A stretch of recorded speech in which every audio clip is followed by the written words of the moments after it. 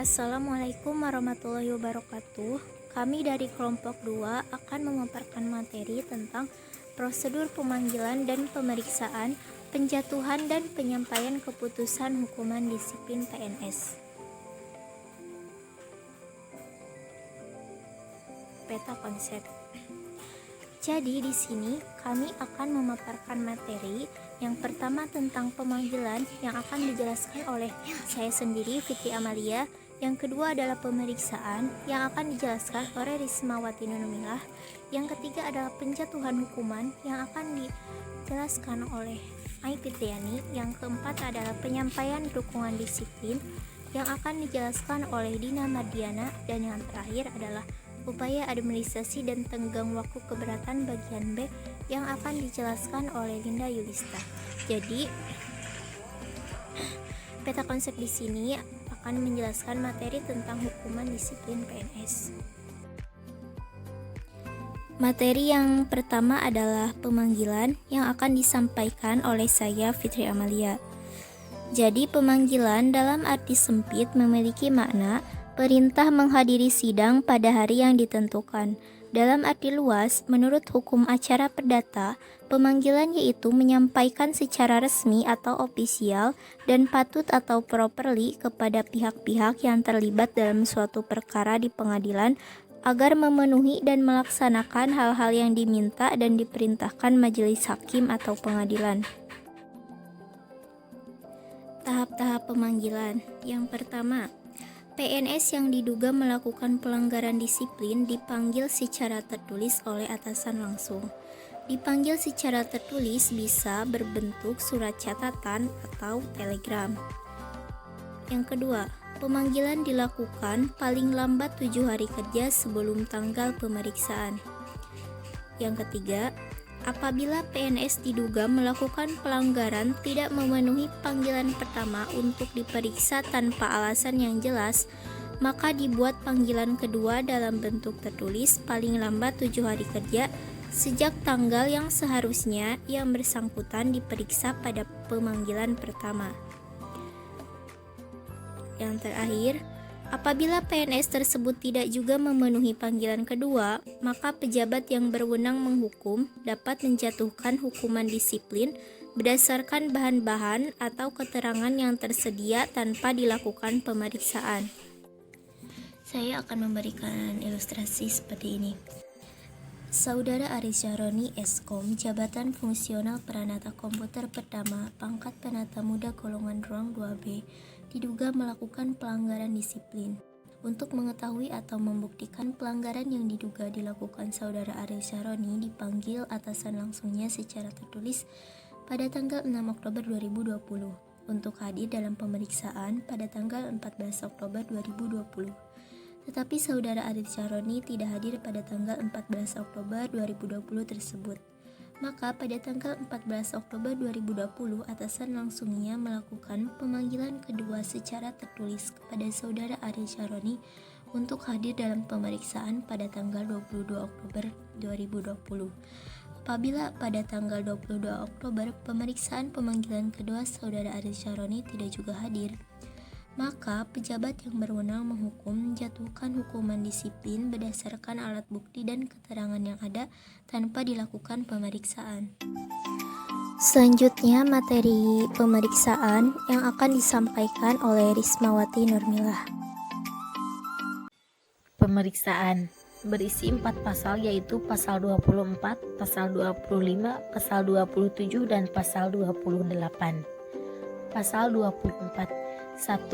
Sebelum PNS dijatuhi hukuman disiplin, setiap atasan langsung wajib memeriksa terlebih dahulu PNS yang diduga melakukan pelanggaran disiplin. Jadi sebelum PNS tersebut dijatuhi hukumannya, maka PNS tersebut akan diperiksa terlebih dahulu. 2. Pemeriksaan dilakukan secara tertutup dan hasilnya dituangkan dalam bentuk berita acara pemeriksaan atau BAP. Jadi pemeriksaan tersebut tidak dilakukan secara terbuka. 3.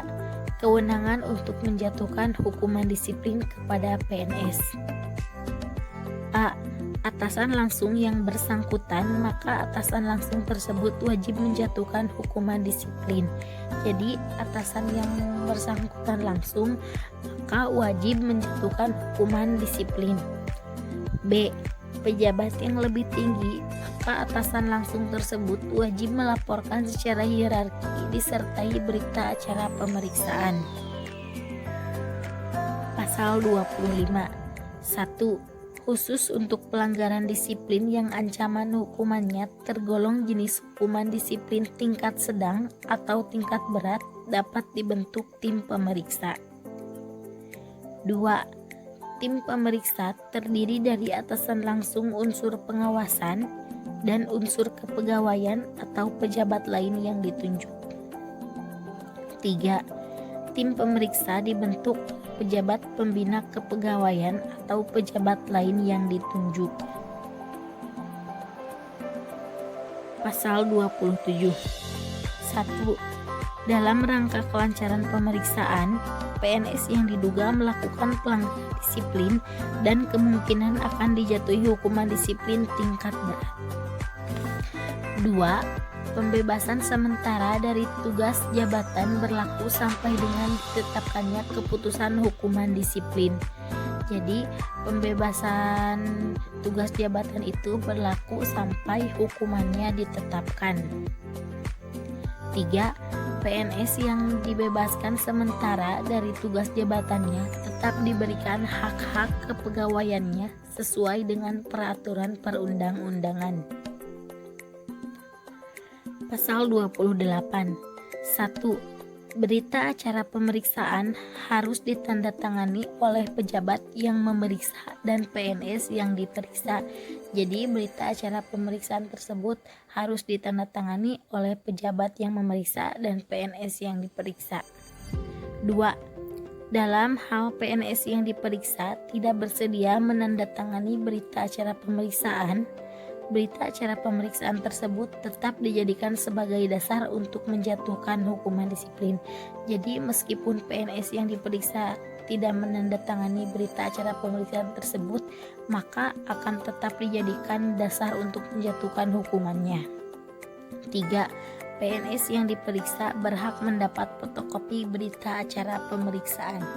Saya Ai Fitriani dari kelompok 2 ingin menjelaskan tentang penjatuhan hukuman. Pasal 29. 1. Berdasarkan hasil pemeriksaan, pejabat yang berwenang menghukum menjatuhkan hukuman disiplin. 2. Dalam keputusan hukuman disiplin harus disebutkan pelanggaran disiplin yang dilakukan oleh PNS yang bersangkutan. Pasal 30. 1. PNS yang berdasarkan hasil pemeriksaan ternyata melakukan beberapa pelanggaran disiplin. Terhadapnya hanya dapat dijatuhi satu jenis hukuman disiplin yang terberat setelah mempertimbangkan pelanggaran yang dilakukan. 2. PNS yang pernah dijatuhi hukuman disiplin kemudian melakukan pelanggaran disiplin yang sifatnya sama, kepadanya dijatuhi sejenis hukuman disiplin yang lebih berat dari hukuman disiplin terakhir yang pernah dijatuhkan. 3. PNS tidak dapat dijatuhi hukuman disiplin 2 kali atau lebih untuk satu pelanggaran disiplin. 4. Dalam hal PNS yang diperkerjakan atau diperbantukan di lingkungannya akan dijatuhi hukuman disiplin yang bukan menjadi kewenangannya. Pimpinan instansi atau kepala perwakilan mengusulkan penjatuhan hukuman disiplin kepada pejabat pembina kepegawaian instansi induknya disertai berita acara pemeriksaan. Berikutnya penyampaian hukuman disiplin yang akan disampaikan oleh Dina Mardiana. Pasal 31. 1. Setiap penjatuhan hukuman disiplin ditetapkan dengan keputusan pejabat yang berwenang menghukum. 2. Keputusan disampaikan secara tertutup oleh pejabat yang berwenang menghukum atau pejabat lain yang ditunjuk kepada PNS yang bersangkutan, serta tembusannya disampaikan kepada pejabat instansi terkait. 3. Penyampaian keputusan hukuman disiplin dilakukan paling lambat 14 hari kerja sejak keputusan ditetapkan. 4. Dalam hal PNS yang dijatuhi hukuman disiplin tidak hadir pada saat penyampaian keputusan hukuman disiplin, keputusan dikirim kepada yang bersangkutan. Saya Aya Fitriani dari kelompok 2 ingin menjelaskan tentang upaya administrasi tenggang waktu keberatan terhadap keberatan keputusan pejabat negara. Upaya administratif pasal 32. Upaya administrasi terdiri dari keberatan dan banding administratif. 1. Hukuman disiplin yang dapat diajukan keberatan administratif pasal 33. Keputusan hukuman disiplin yang dijatuhkan oleh pejabat struktural eselon 1 selain pejabat pembina kepegawaian dan pejabat yang setara ke bawah berupa penundaan kenaikan gaji berkala selama 1 tahun dan penundaan kenaikan pangkat selama 1 tahun. 2. Hukuman disiplin yang dapat diajukan banding administratif pasal 34. Keputusan hukuman disiplin yang dijatuhkan oleh pejabat pembina kepegawaian berupa pemberhentian dengan hormat tidak atas permintaan sendiri dan atau pemberhentian tidak dengan hormat sebagai pegawai negeri sipil. Berdasarkan pasal 32 Peraturan Pemerintah Nomor 53 Tahun 2010 tentang disiplin PNS, bahwa upaya administratif terdiri dari keberatan dan banding administratif. Keberatan adalah upaya administratif yang dapat ditempuh oleh PNS yang tidak puas terhadap hukuman disiplin yang dijatuhkan oleh pejabat yang berwenang menghukum kepada atasan pejabat yang berwenang menghukum. Sedangkan banding administratif adalah upaya administratif yang dapat ditempuh oleh PNS yang tidak puas terhadap hukuman disiplin berupa pemberhentian dengan hormat tidak atas permintaan sendiri atau pemberhentian tidak dengan hormat sebagai PNS yang dijatuhkan oleh pejabat yang berwenang menghukum kepada Badan Pertimbangan Kepegawaian atau BAPEK. Berikutnya, upaya administrasi dan tenggang waktu keberatan bagian A yang akan dijelaskan oleh Linda Yulista. Dan pertama ada prosedur pengajuan keberatan. Keberatan terhadap keputusan hukuman disiplin berupa penundaan kenaikan gaji berkala selama 1 tahun dan penundaan kenaikan pangkat selama 1 tahun yang dijatuhkan oleh pejabat struktural eselon 1 selain pejabat pembina kepegawaian dan pejabat yang setara ke bawah. Di antaranya diajukan dalam jangka waktu 14 hari terhitung mulai tanggal menerima keputusan hukuman disiplin. Diajukan secara tertulis dengan memuat alasan keberatan. Ada atasan pejabat yang berwenang menghukum dan juga pejabat yang berwenang menghukum. Atasan pejabat yang berwenang menghukum pertama diajukan kepada atasan pejabat yang berwenang menghukum, dan kedua wajib mengambil keputusan atas keberatan yang diajukan oleh PNS yang bersangkutan dalam jangka waktu 21 hari kerja terhitung mulai tanggal yang bersangkutan menerima surat keberatan. Dan ketiga, apabila dalam waktu lebih dari 21 hari kerja tidak mengambil keputusan atas keberatan, maka keputusan pejabat yang berwenang menghukum batal demi hukum. Dan kedua, ada pejabat yang berwenang menghukum. Pertama, ditembuskan kepada pejabat yang berwenang menghukum. Dan kedua, wajib menyampaikannya kepada atasan pejabat yang berwenang menghukum secara hierarki dalam jangka waktu 6 hari kerja terhitung mulai tanggal ia menerima surat tembusan disertai dengan pertama, surat tanggapan secara tertulis atas keberatan tersebut. Kedua, berita acara pemeriksaan. 3. Surat keputusan hukuman disiplin keberatan.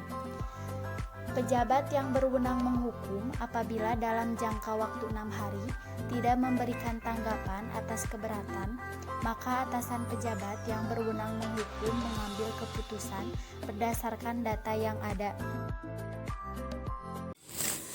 Berikutnya upaya administrasi dan tenggang waktu keberatan yang akan disampaikan oleh Dina Mardiana.